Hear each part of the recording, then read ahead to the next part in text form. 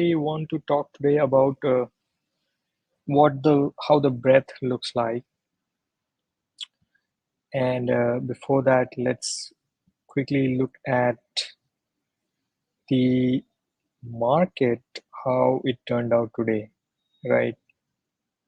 So Nifty looks, um, the closing was super, let's say, because we had a huge recovery from the day's low, and it's also around the previous low. Um, and more and as the correction increases more and more, the the probability of bounce becomes higher and higher. That's just how it works, right? I mean, it will not be indefinitely definitely sliding down. Possibly this trend line could be another one. um, So also right now it's an area of huge support from the past volumes. Okay.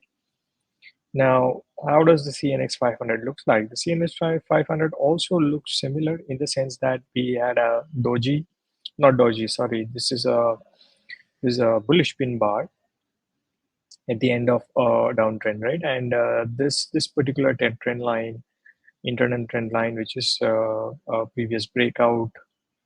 Uh, if you extend, then this could be a place where it will find some support, right? uh, Now, so this could be a possible support, and let's see how the what the breadth says. So this is the percentage above 20, 50, and 200-day simple moving average, and they are like the the percentage above 20 slipped below zero on September 20, and now it's sort of moving in a sideways, and so hopefully that we get a bounce.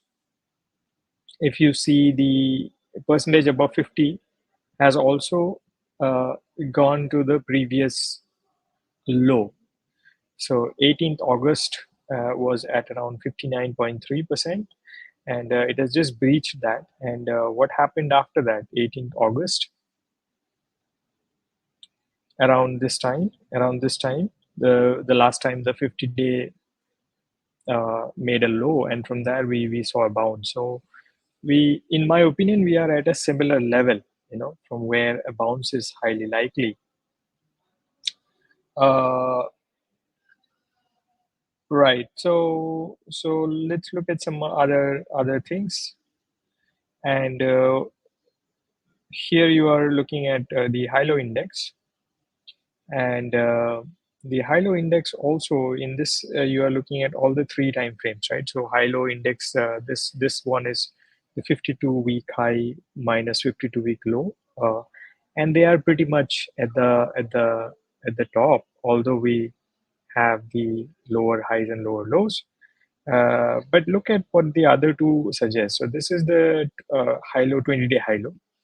And if you can imagine this low and this low and this low and this low, if you then imagine a trend line here, then you might expect a low from where, I mean, you might expect one support, from where we will now probably bounce back. And the high-low index 50-day is still above zero, which is still good. And again, the last time it reached around zero and just clipped zero was on 14th August. From there, we got a bounce.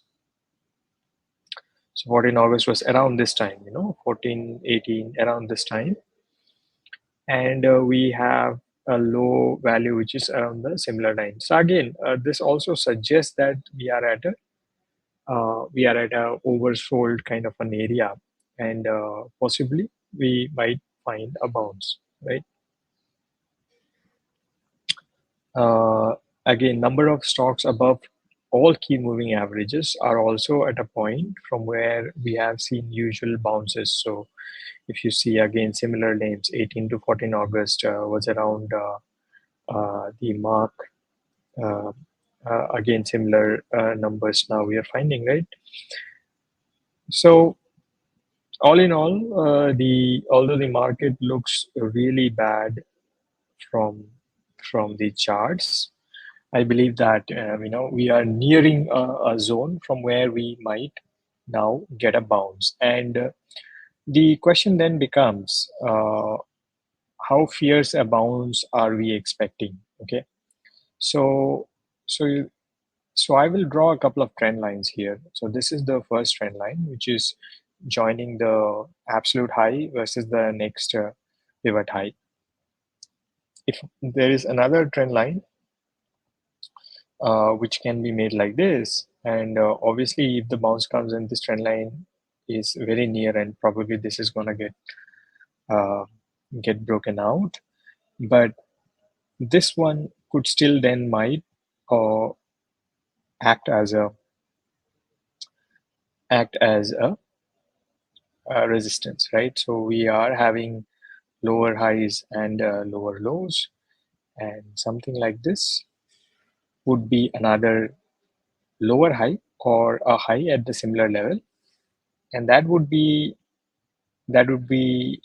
a good sign. And after that, for markets to be uh, constructive, we need a low, which is then a higher low than the low possible low today we have. And when we then make another high, which is higher than this high, that is the point where one can be a little bit more aggressive. You know? So depending upon which kind of a trader you are, which kind of system you follow. As a trend follower, this would be the time to go aggressive. Um, and so, because why it's because we do not know that this kind of price action will play out, right? So we still might continue the downtrend, and we don't know how long this downtrend will continue. Okay, so that was a quick video, guys. I'll see you soon.